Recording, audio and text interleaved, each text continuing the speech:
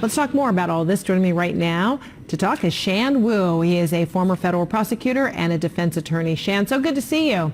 Good to see you, Fred. Okay, so trying this hard to shield documents and testimony simply screams guilt, or at least trying to hide something.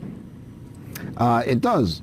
And unfortunately, for the former president, executive privilege is not his to invoke anymore. Privilege, as we all know, is something meant to protect confidentiality, doctor-patient, attorney-client. But there's a big difference about executive privilege. It's not personal. It belongs to the office of the president. And wouldn't his attorneys know this? Well, I think they do know that, but they also have a duty for zealous advocacy. So they're going to try to assert that anyway. I think, though, more importantly, as Marshall was pointing out, they first tried to convince the current president of the United States to invoke it, and the White House has declined to do that. Right. And so now, even through attorneys representing these four who have been subpoenaed, particularly the lawyer for Steve Bannon, says the former president instructed him to defy testimony. So if that's the case, I mean, I guess he's alleging that's going to be his protection. But if that is the case, wouldn't that be obstruction? It certainly could be obstruction. Trump would have legal counter-arguments to make that he is claiming it's his interpretation of executive privilege, so he'd say he has a good faith basis rather than an intention to obstruct Congress in this case. But that certainly could be something. I think the Justice Department is less likely to go after that kind of instruction as obstruction. I think the litmus test for them is going to be if these defiant rebels like Bannon won't comply and Congress makes a criminal referral, what will Attorney General Merrick Garland do? And do you see that that is the direction that it's likely to go?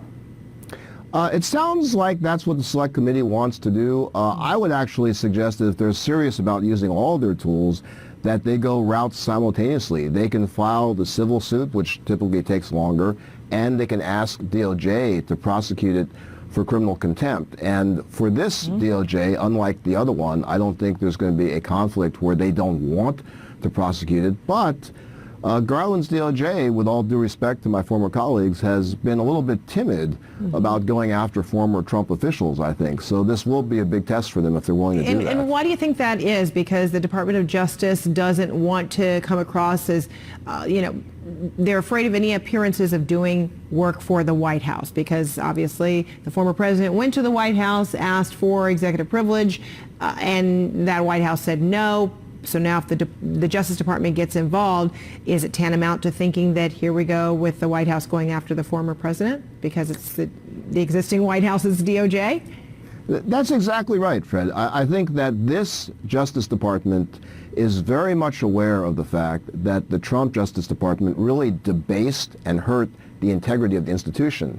And these are folks who are very concerned with restoring that integrity, and so they're hyper-conscious about being seen as overly partisan. However, sometimes that over hyper-consciousness of that can lead to being a little bit too timid. I think this is a time for bold leadership at the department, but that's certainly what they're worried about. All right. Shan Wu, always good to see you. On what I now understand through your research, this is your 601st appearance. Happy anniversary. Happy anniversary. Thank you. Glad you could be with us. Shan Wu, thanks so much.